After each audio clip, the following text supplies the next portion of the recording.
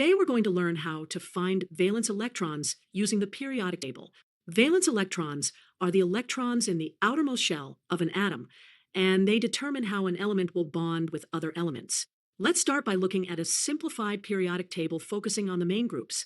The main groups are numbered from 1 to 8, or 1a to 8a.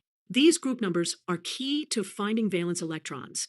Here's the key rule for main group elements. The number of valence electrons equals the group number.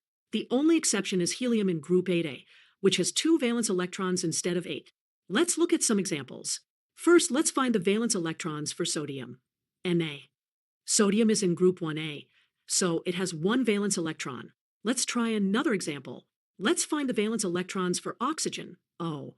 Oxygen is in group 6a, so it has 6 valence electrons. Let's visualize how these valence electrons are arranged. Electrons are arranged in shells around the nucleus. The valence electrons occupy the outermost shell. Here's a practical application. Understanding valence electrons helps us predict how atoms will bond.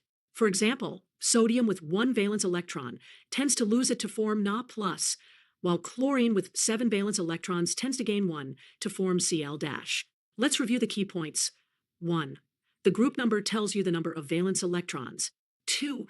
Valence electrons are in the outermost shell. 3. Understanding valence electrons helps predict chemical behavior.